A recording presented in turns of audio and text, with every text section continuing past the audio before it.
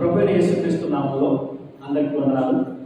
ఈరోజు మన యొక్క అంశంగా ఎమీ కార్మైకెల్ అనేటువంటి ఆమె గురించి మనం ధ్యానించుకున్నాం.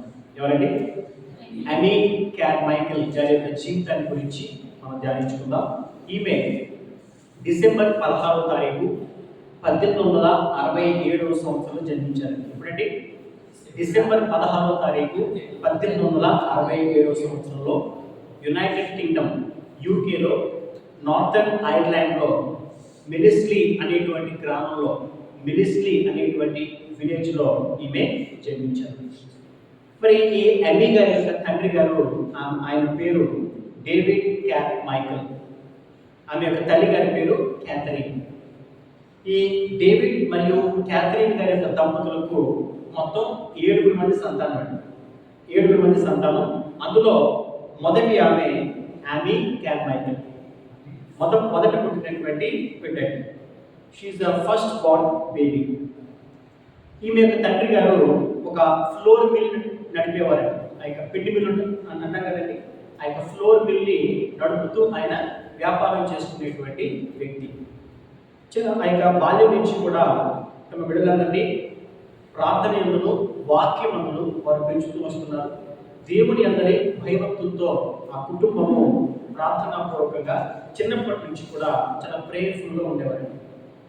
ఒక రోజు ఆమె చిన్న బిడ్డగా ఉన్నప్పుడు, అంటే చిన్నపిల్లగా ఉన్నప్పుడు వాళ్ళ తల్లి గారు అన్నారంట, క్యాథరిన్ గారు అన్నారంట, అమ్మా నువ్వు దేవుడిని ప్రార్థన చేయడం, నువ్వు దేవుడిని ప్రార్థన చెయ్యి, నువ్వు ప్రార్థన చేస్తే నువ్వు ఏమడిగితే అది దేవుడు ఇస్తాడు అని చెప్పి ఆమె తల్లి గారు చెప్పారండి. ఆమె చెప్పారని చెప్పి వెంటనే ఎమీ గారు ఏం చేశారంటే తన ఇంటికి వెళ్ళి అక్కడ దేవుడిని ప్రార్థన చేయడం స్టార్ట్ చేశారు.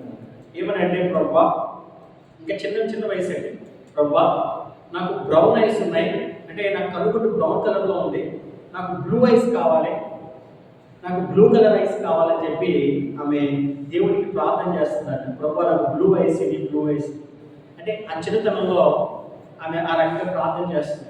ప్రార్థన చేసి అర్థం ముందుకు వెళ్తే బ్లూ ఐస్గా మారిపోతాయండి, మారిపోవు, బ్రౌన్ కలర్లోనే ఉన్నాయి. అది చూసుకుని ఇదేంటి మా అమ్మగారు ఏమడిగినా ఇస్తానని చెప్పాడు, మరి నాకు మారలేదేంటి అని చెప్పి, అంటే ఆ విధంగా ఆమె ప్రార్థన చేయడం ప్రారంభించింది.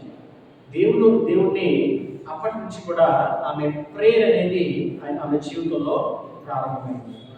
ఆ తర్వాత చిన్నప్పటి నుంచి కూడా చర్చికి వెళ్ళడం, అక్కడ దేవుని వాక్యాన్ని వినడం ఆ కుటుంబం అంతటికి కూడా చాలా అలవాటు. ఈ ఎమీ కార్మైకెల్ గారికి చిన్నప్పటి నుంచి కూడా చాలా జాలి ఉండేది. ఎవరైనా కష్టంలో ఉన్నారంటే వెంటనే అయితే వాళ్ళకి సహాయం చేయడం, లేకపోతే వారి కోసం ప్రార్థన చేయడం చేస్తుండేవారు. ఒకరోజు ఒక ముసలావిడి, ఈమె చర్చికి వెళ్ళి వస్తుంటే ఒక ముసలావిడి ఒక మూట మోసుకుని చాలా భారంగా ఆ ముసలావిడ వెళ్తున్నప్పుడు ఆమెను చాలా మంది చూస్తున్నారు కానీ ఎవరు పట్టించుకోవట్లేదు, పక్క నుంచి వెళ్ళిపోతుంటే ఈమె దగ్గరికి వెళ్ళి ఆ మూటని ఈమె కూడా కొంత మోసి, అమ్మ మీకు నేను సహాయం చేస్తాను, మీరు ఎక్కడి దాకా వెళ్ళాలి అంటే పలానా చోటు దాకా వెళ్ళాలమ్మా అంటే అక్కడికి వెళ్ళేదాకా కూడా సహాయం చేసింది. అక్కడ దాకా కూడా మీకు సహాయం చేసి వెనక్కి వచ్చినప్పుడు ఆమెకు ఒక ఆలోచన వచ్చింది. ఏమనంటే, ప్రభువా ఇలాంటి పేదవారి యొక్క జీవితం ఎలా నడుస్తుంది, వీరిని ఎవరు పట్టించుకోవట్లేదు అని చెప్పి ఆ రోజు నుంచి కూడా పేదవారి కోసం ప్రార్థించడం నాకు మొదలుపెట్టింది. అంటే పేదల జీవితాలు ఎవరు పట్టించుకుంటారో, ఎవరు వాళ్ళని ఆదరిస్తారు అని చెప్పి వారి కోసం ఎక్కువగా ఆమె ప్రార్థన చేస్తూ ఉండేవారండి. ఆ తర్వాత అప్పట్లో యునైటెడ్ కింగ్డమ్ ఇంగ్లాండ్లో ఒక ట్రెండ్ ఉండేది. ఇప్పుడు మనకి ట్రెండ్స్ ఉంటాయి కదా, పలానా సంథింగ్ చిరిగిపోయిన జీన్స్ వేసుకోవడము, లేకపోతే డిఫరెంట్ వాచెస్ పెట్టుకోవడము, డిఫరెంట్గా హెయిర్ కటింగ్ చేసుకోవడము, ఇలా ట్రెండ్స్ ఉంటాయి. అప్పట్లో క్వీన్ విక్టోరియా గారు కూడా ఒక ట్రెండ్ క్రియేట్ చేశారు. ఏమనంటే హ్యాట్స్. మహిళలు పెట్టుకునేటువంటి ఆ రౌండ్ హ్యాట్స్ ఉంటాయి కదండి, ఆ round hats colour light hats అని పెట్టుకుని ముఖ్యంగా ఒక ట్రెండ్ అని క్రియేట్ చేస్తున్నారు అనమాట. అంటే అప్పట్లో యునైటెడ్ కింగ్డమ్ ఆ చుట్టుపక్కల ఉన్నటువంటి స్త్రీలందరూ కూడా ఈమెలాగే డ్రెస్సింగ్ చేసుకోవడం, క్వీన్ విక్టోరియా లాగే హ్యాట్స్ పెట్టుకోవడం లాంటివి వాళ్ళు చేస్తుండేవారు. ఆ కలర్ఫుల్గా డ్రెస్ చేసుకుని ఆ కలర్కి మ్యాచ్ అయ్యే విధంగా హ్యాట్స్ పెట్టుకుని వీళ్ళు చర్చెస్కి వెళ్తూ ఉండేవారు. కాకపోతే మరి అందరూ వాటిని ఎఫోర్డ్ చేయలేరు కదండి. కొంతమంది పేదవాళ్ళు ఉంటారు, కొంతమంది కొనుక్కోలేని వాళ్ళు ఉంటారు. అలాగా పని చేసుకునేటువంటి చాలా మంది స్త్రీలు ఆ కలర్ఫుల్ హ్యాట్స్ పెట్టుకోవడం వాళ్ళు కొనుక్కోలేక వాళ్ళు షాల్స్ కొనుక్కునేవారు. ఆ యొక్క షాల్స్ కొనుక్కునేవారు. సో వారిని ఏమనేవారంటే షాలీస్ అని పిలిచేవారు. సమస్య ఏంటంటే దేవుని మందిరానికి వెళ్ళేటప్పుడు బాగా డబ్బు ఉన్నటువంటి స్త్రీలందరూ కూడా వారి యొక్క డ్రెస్సింగ్ విషయంలో కానీ వారి యొక్క హ్యాట్స్ విషయంలో కానీ చాలా చాలా వారు కాస్ట్లీగా వెళ్ళేవారు అనమాట. అలాంటి సందర్భంలో పేదరికంలో ఉన్నటువంటి స్త్రీలు వారిని చూసి వారిలాగా రెడీ అవ్వలేక ఒకలాంటి బాధ వారి హృదయంలో ఉండేదంట. ఒకలాంటి ఇన్ఫీరియారిటీ, అంతే కదండి, ధనవంతులు మధ్య మరి వాళ్ళలాగా ఉండలేకపోతున్నామే అనేటువంటి ఒక ఇన్ఫీరియారిటీ ఫీలింగ్తో చాలా మంది పేద స్త్రీలు మందిరానికి వెళ్ళడం మానేసేవారంట. అంటే అప్పట్లో అలాంటి ఇబ్బందులు ఉండేవి. డబ్బు ఉన్నవారు లేనివారు అనేటువంటి వ్యత్యాసాన్ని వారు చూపించుకునేవారు అన్నమాట. మాకు మేము డబ్బు ఉన్నవాడు కాబట్టి ఈ రకంగా మేము వస్తున్నాము అని చెప్పి. సో ఈ రకంగా చర్చికి దూరం అయిపోతున్నారు చాలా మంది పేద స్త్రీలు, పనిచేసుకునే స్త్రీలు. వీటన్నింటినీ కూడా మందిరంలో జాగ్రత్తగా గమనిస్తున్నారు యాబీ క్యార్మైకేల్. అన్ని గమనిస్తున్నారు, అన్ని పరిశీలన చేస్తున్నారు. ఈమె తర్వాత ఏం చేసింది తెలుసండి? ఎక్కడైతే ఈ షాలీస్, ఈ పేద స్త్రీలు ఉంటారో ఆమె మధ్యలోకి వెళ్ళి వారికి ఒక సండే స్కూల్ స్టార్ట్ చేసింది. ఎలాగైనా ఈ పేదవారికి వీరు దేవుని మందిరానికి రావడానికి వారు ఇబ్బంది పడుతున్నారు, వీరికి ఎలాగైనా మనం సేవ చేయాలి, దేవుని వాక్యానికి దూరం అయిపోకూడదు ఉద్దేశంతో ఆ స్త్రీల దగ్గరికి వెళ్ళి అక్కడ సండే స్కూల్ స్టార్ట్ చేశారు. మొదట 5 మహిళలతో ఆమె ఈ సండే స్కూల్ని స్టార్ట్ చేశారు. ఆ తర్వాత క్రమక్రమంగా ఆ యొక్క సండే స్కూల్ ఆ యొక్క పరిచర్య పెరుగుతుంది. ఆ తర్వాత 10, 20, 50 అలాగా 500 మంది సభ్యులతో, 500 మంది స్త్రీలతో, అందరూ పేదవారే, డబ్బున్నవారు కాదు. ఆ పేదలతో ఆమె దేవుని సంఘాన్ని కట్టిందండి. ఎప్పుడు అంటే చాలా తక్కువ వయసులో, ఒక రకంగా చెప్పాలంటే ఆ యొక్క 16-17 సంవత్సరాల వయసులోనే అంత అద్భుతమైనటువంటి పరిచర్య ఆమె చేస్తూ వచ్చిందండి. సుమారు 500 మంది స్త్రీలు ఒక చోట కూడి ఆ యొక్క పేదలు, ఆ కుటుంబాలు కూడి దేవుడిని కనపరుస్తూ వచ్చేవారు. ఆ తర్వాత మరి అంతమంది ఉన్నప్పుడు వారికి ఏం అవసరం ఉంటుందండి? ఒక చర్చ్ కావాలి, ఏదో ఒక ప్లేస్ కావాలి ప్రార్థన చేసుకోవడానికి. కానీ ఈ యాబీ క్యార్మైకేల్ ఉన్నటువంటి ఆ యొక్క అలవాటు ఏంటంటే ఆమె ఎవరిని కూడా చేయి చాచి అడిగేది కాదండి. ఆమె అంతా కూడా ఇది దేవుని పని అయితే, ఇది దేవుని చిత్తం అయితే దేవుడే ఇస్తాడు, గాడ్ విల్ ప్రొవైడ్ అనేటువంటి మాటతోనే ఆమె ఉండేదంట. అదేవిధంగా ప్రార్థన చేస్తుంది, ప్రభువా పేదవారు ఎక్కువ కాస్ట్లీగా వాళ్ళు అఫోర్డ్ చేయలేరు ప్రభువా, వారి కోసం ఒక మందిరం కావాలని ఆయన సహాయం దయచేయాలంటే అదే సమయంలో న్యూస్ పేపర్లో ఒక వార్త వచ్చింది. అదేంటంటే రేకులతో తయారు చేసినటువంటి ఆ షెడ్ ఒకటి బేరానికి ఉంది అని చెప్పి వెంటనే వీళ్ళందరూ కలిసి ఆ యొక్క షెడ్ కొనుక్కున్నారు. ఆ షెడ్ కొనుక్కుని అందులోనే దేవుని యొక్క పరిచర్య, దేవుని యొక్క సంఘము వర్ధిల్లుతుంది. హల్లెలూయా. ఆమె ఆ యొక్క చర్చ్లో ఆ యొక్క పుల్పిట్ ఎలాగైతే స్టేజ్ ఉందో అలాగే ఆ స్టేజ్ వెనకాల ఆమె ఏ వాక్యం పెట్టి తెలుసండి? ఆ వాక్యం మనం చదువుకుందాం. కొలస్సీయులకు రాసిన పత్రిక 1వ అధ్యాయము 18వ వచనాన్ని మనం చదువుకుందాం. కొలస్సియన్స్ చాప్టర్ 1 verse 18. అందులో ఒక మాట ఉంటుందండి. ముందుగా అయితే మనం ఆ మాటను చదువుకుందాం. కొలస్సీ 1వ అధ్యాయము 18వ వచనము 182 పేజ్. సంఘము అను శరీరమునకు ఆయనే శిరస్సు, ఆయనకు అన్నిటిలో ప్రాముఖ్యము కలుగు నిమిత్తము ఆయన ఆది అయ్యుండి మృతులలో నుండి లేచుటలో ఆది సంభూతుడాయను. చదవబడినటువంటి ఈ మాటలో ఆమె రాసింది ఏంటంటే, అందులో ఒక భాగాన్ని రాసింది. ఆయనకు అన్నిటిలో ప్రాముఖ్యము కలుగు నిమిత్తము అనేటువంటి మాటను ఆమె రాయించింది. In all things he might have the prominence, అంటే అన్నిటి యందులో దేవునికి ప్రాముఖ్యత కలుగుతుంది అనేటువంటి అర్థం వచ్చే విధంగా, అంటే ఏదైనా దేవునికి సాధ్యమే, అన్నింటి అందులో దేవునికి ఆ యొక్క there is a permanence in God అనేటువంటి మాటను ఆమె పెట్టిందండి. ఈ విధంగా ఆమె ఒక చర్చ్ని ఏర్పాటు చేసింది. ఆ పేదలందరికీ కూడా దేవుడి సువార్తను ప్రకటిస్తుంది. మరొక విషయం ఏంటంటే ఆ చర్చ్కి ఆమె పెట్టిన పేరు తెలుసండి, వెల్కమ్ చర్చ్. ఎందుకంటే అప్పట్లో ఉన్నటువంటి ఆ యొక్క మందిరాలు ధనవంతులు ఒకలాగా, డబ్బులు లేని వారిని ఒకలాగా ట్రీట్ చేస్తున్న సమయంలో దీన్ని సరిగా ఆదరించేవారు లేరు, ఆహ్వానించేవారు లేరు, గౌరవించేవారు లేరు. అలాంటి సమయంలో మనం అందరినీ ఆహ్వానిద్దాం, మనం అందరినీ ఆదరిద్దాం, పేద ధనిక అనే డిఫరెన్స్ ఉండకూడదని చెప్పి వెల్కమ్ చర్చ్ అనేటువంటి పేరును ఆమె పెట్టింది. ఈ విధంగా ఆమె దేవుని యొక్క సేవను చేస్తుంది. అదే సమయంలో ఆమె మిత్రురాలు, ఆమె స్నేహితురాలు ఈమె దగ్గరికి వచ్చి, ఎమీ దగ్గరికి వచ్చి, ఎమీ నాతో పాటు ఒక చోటుకి వస్తావా, మీటింగ్స్ జరుగుతున్నాయి, వెళ్దామా అని అడిగిందండి. అప్పుడు ఈమె అడిగారంట, ఎవరి మీటింగ్స్ అని అంటే డిఎల్ మోడీ మరియు హడ్సన్ టైలర్ గారి మీటింగ్స్ జరుగుతున్నాయి అని చెప్పి చెప్పిందంట. ఆల్రెడీ మనం హడ్సన్ టైలర్ గారి యొక్క జీవితాన్ని గురించి మనం ధ్యానించుకున్నాం కదండి. ఆయన చైనా దేశం వెళ్ళి ఎలాగైతే గొప్పగా దేవుని సేవ చేశారో మనం ఆల్రెడీ విన్నాం. మరి ఎప్పుడైతే ఈ డిఎల్ మోడీ గారు హడ్సన్ టైలర్ గారి యొక్క మీటింగ్స్ జరుగుతున్నాయని మనకు తెలుస్తుందో, వీరు కూడా అటెండ్ అయ్యారు, దేవుని వాక్యాన్ని విన్నారు. అక్కడ వారు ప్రకటించినటువంటి ఆ యొక్క మిషనరీస్ యొక్క భారాన్ని గురించి వారు తెలియజేసినటువంటి ఆ యొక్క విషయాలను బట్టి వీరంతగానో భారం కలిగి ఉన్నారు. అని గారు దేవుడు ఆమె హృదయంలో మిషనరీ భారాన్ని పెట్టాడు ఆ రోజు. అంత మాత్రమే కాదు, ఎప్పుడైతే ఆమె ఆ విషయమే ప్రార్థన చేస్తుందో దేవుడు గో అనేటువంటి మాటను కూడా ఆమెకు ఇచ్చాడు. అంటే మిషనరీగా నువ్వు ముందుకు వెళ్ళు అనేటువంటి మాటను ఆమెకు ఇచ్చాడు. కాకపోతే ఎమీ మైకల్ గారికి ఒక హెల్త్ ఇష్యూ ఉంది. అదేంటంటే విపరీతమైన హెడేక్. ఆమెకి చాలా భయంకరంగా హెడేక్ ప్రాబ్లం ఉండేదండి. మరి ఆ ప్రాబ్లం ఉన్నప్పటికీ కూడా నేను మిషనరీగా వెళ్తాను, దేవుడి సేవలు చేస్తాను అనేటువంటి ఒక బలమైన విశ్వాసంతో ఉంది. మొదటైతే చైనా దేశం వెళ్ళి దేవుని సేవను చేస్తాననే ఒక విశ్వాసంతో ఉంది. కాకపోతే ఆఖరి క్షణంలో చైనా వెళ్ళలేదు కానీ జపాన్ దేశం వెళ్ళారంట. జపాన్ వెళ్ళి అక్కడ దేవుని సేవను ప్రకటిస్తున్నారు.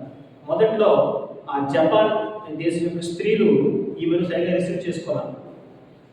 ఆ తర్వాత ఏం చేసిందంటే ఇలా కాదని చెప్పి జపాన్ స్త్రీలు ఎలాగైతే డ్రెస్సింగ్ చేసుకుంటారో అదే విధంగా ఇప్పుడు డ్రెస్సింగ్ చేయడం స్టార్ట్ చేసింది. వారి భాషను నేర్చుకోవడం స్టార్ట్ చేసింది. అలా కొంతకాలం దేవుని స్వార్థ చేసిన తర్వాత ఈమెకి విపరీతమైనటువంటి హెడేక్ వచ్చేసిందంట. అంటే ఆ యొక్క హెడేక్ ప్రాబ్లం ఉందా, ఆ సమస్య ఉంది. అప్పుడు ఏం చేసిందంటే ఇంక ఉండలేక వెనక్కి వచ్చేసింది, యూకే వచ్చేసింది. వచ్చేసి అక్కడ ఫుల్గా ట్రీట్మెంట్ తీసుకుని పూర్తిగా ఆ సమస్య అంతా కూడా పూర్తి అయిన తర్వాత, కోలుకున్న తర్వాత ఈసారి మరలా దేవుడికి ప్రార్థన చేస్తుంది, ప్రభువా నన్ను ఏం చేయమంటావు ఆయన అన్నప్పుడు ఈసారి దేవుడు భారతదేశాన్ని నడిపించింది. ఈసారి ఆమె ఇండియాకి వచ్చి దేవుని సేవ చేయాలని నిర్ణయంతో ఆమె ఇండియా దేశానికి, మన భారతదేశానికి ప్రయాణం స్టార్ట్ చేసింది.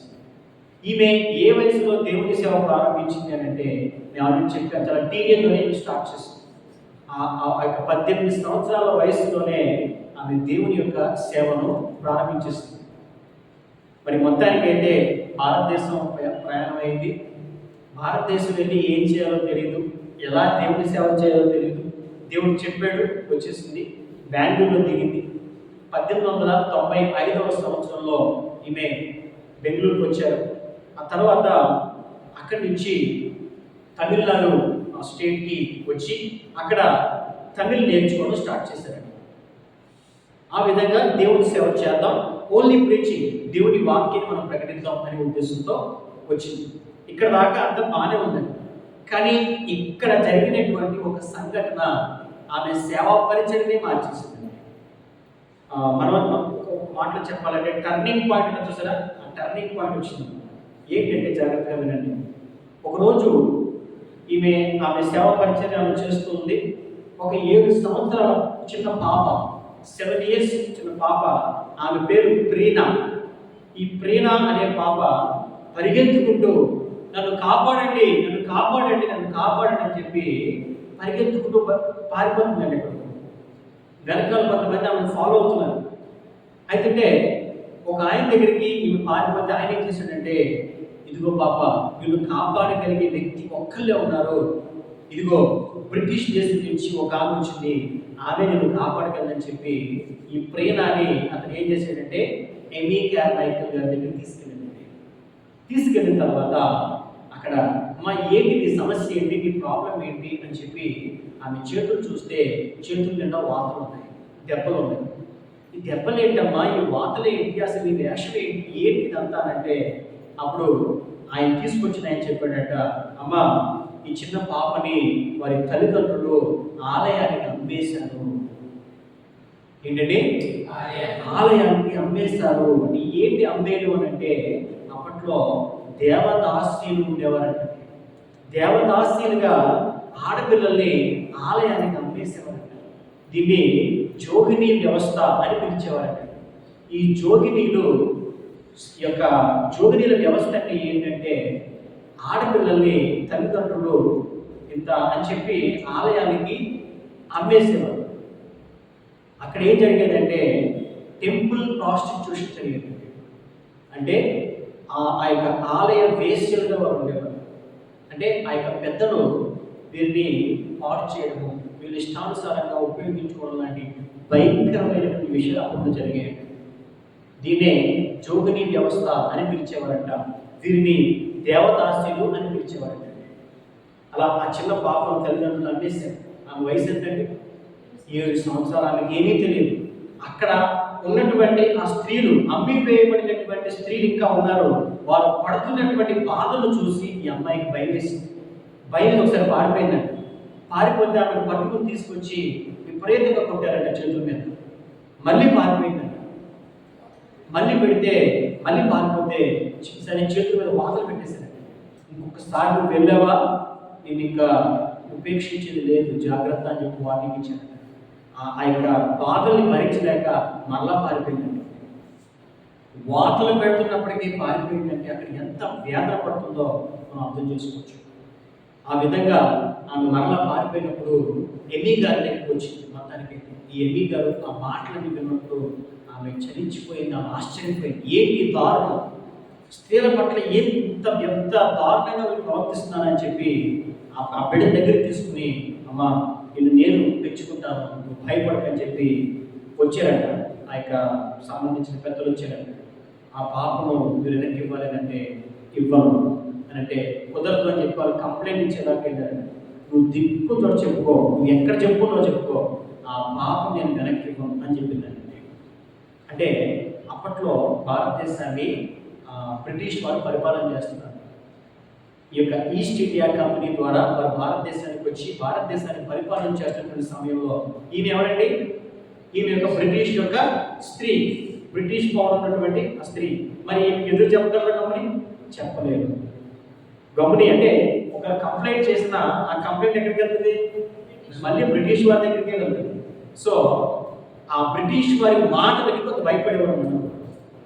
అలా ఎమీ కార్మైకల్ గారు ఆ పాపను కాపాడి ఆమె ఆ రోజు దేవుడికి ప్రార్థన చేసింది, ప్రభువా ఇదా నీ కారణం, ఇదా నీ ఉద్దేశం, నాకు ఇప్పుడు అర్థమైంది ప్రభువా, ఐ కెన్ అండర్స్టాండ్ నౌ, ఇది నీ ఉద్దేశం, నేను ఇదే అంశం మీద స్త్రీల కొరకు, ఆడపిల్లల కొరకు నేను పోరాటం చేస్తాను. హల్లెలూయా, హల్లెలూయా.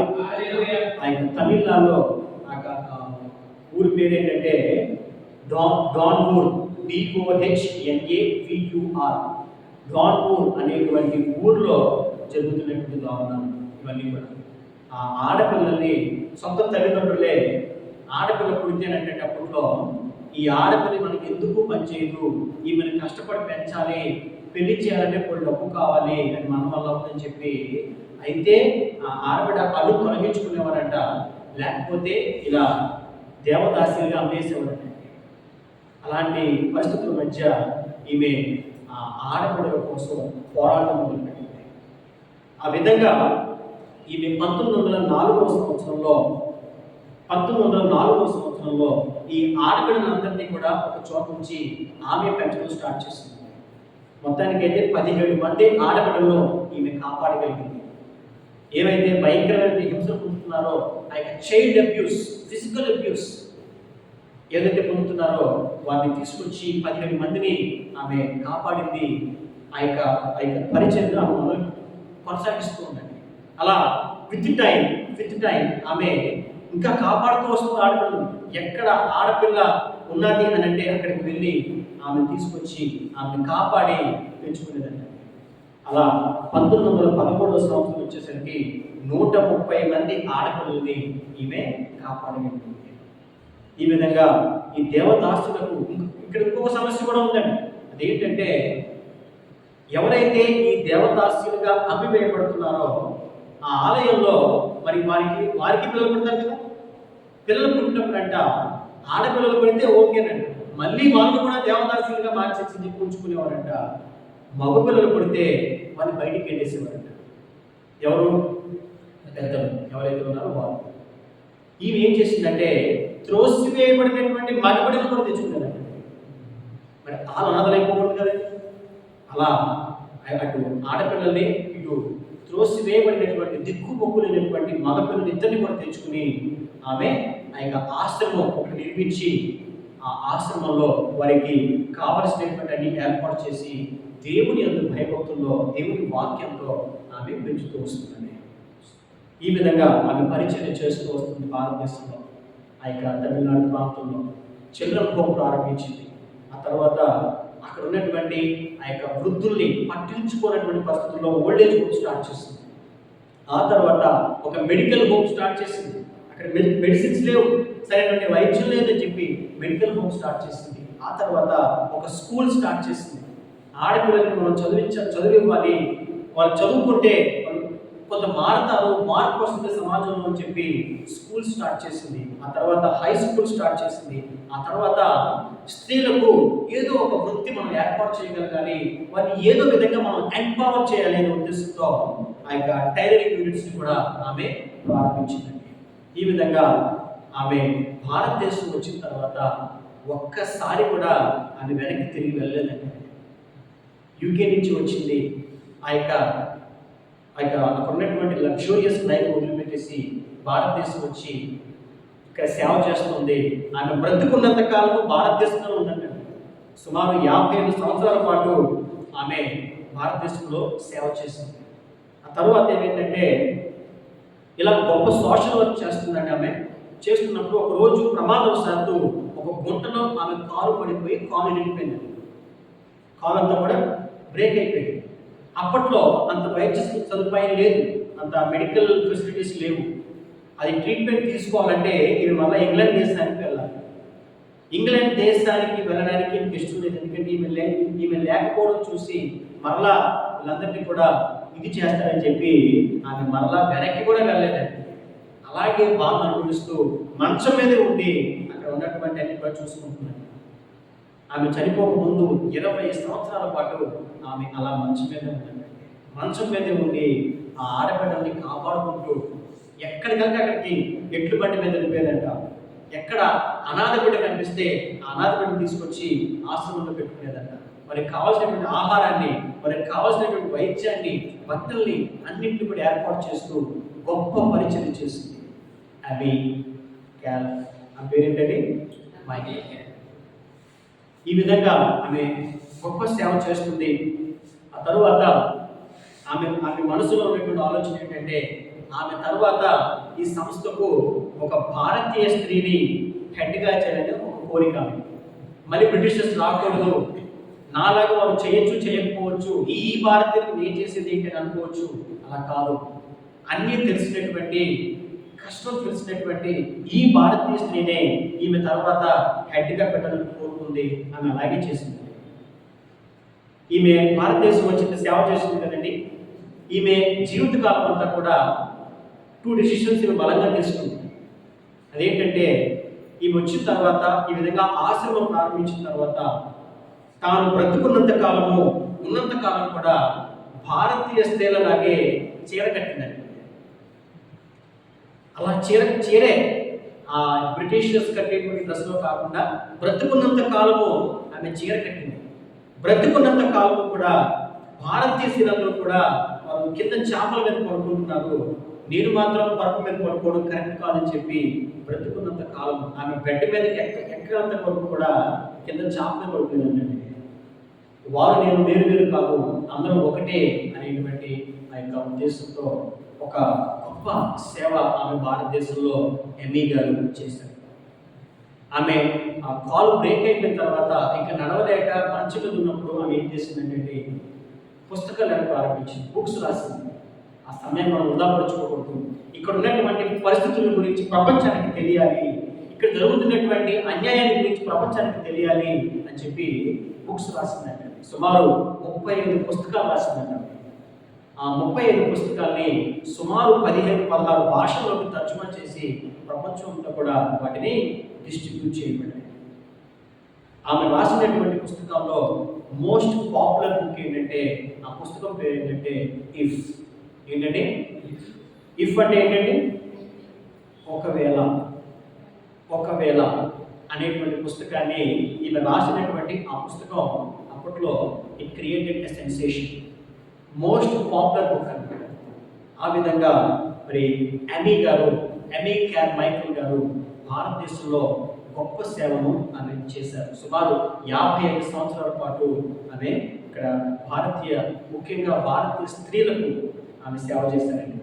ఈమె చెప్పినటువంటి మాటల్లో ఒక మంచి మాట నేను చెప్పాలని ఇష్టపడుతున్నది ఏంటంటే, one can give without loving but one cannot love without giving. అంటే మనం ఏదైనా వ్యక్తికి సహాయం చేయాలన్నప్పుడు ఆ వ్యక్తిని ప్రేమించకుండా కూడా మనం ఏదో సహాయం చేయొచ్చు, అడుగుతున్నారుగా ఎంతో కొంత ఇస్తే పోతే అనే ఉద్దేశంతో మనం సహాయం చేయొచ్చు. కానీ ఎప్పుడైతే ఒక వ్యక్తి ప్రేమిస్తాడో ఆ వ్యక్తి ఇవ్వకుండా ఉండలేడు. అది ఒక డబ్బు అవనివ్వండి, సమయం అవనివ్వండి, జీవితం అవనివ్వండి, అది ఏదైనప్పటికీ కూడా అని చెప్పి ఆమె చెప్పిందండి. One can give without loving but one cannot love without giving అనేటువంటి మాటను మరి మీతో పంచుకోవాలని ఇష్టపడ్డాను. మొత్తానికైతే ఈమె గొప్ప సేవ చేస్తుందండి. జనవరి 18వ తారీఖు 1951వ సంవత్సరంలో ఈమె ప్రభునందు నిద్రించారు.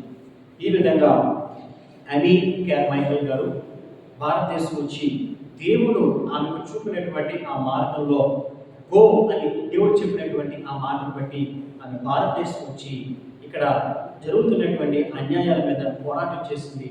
అనేక మంది స్త్రీలను ఆమె కాపాడింది, ఆమె జీవితాలు బాగు చేసింది.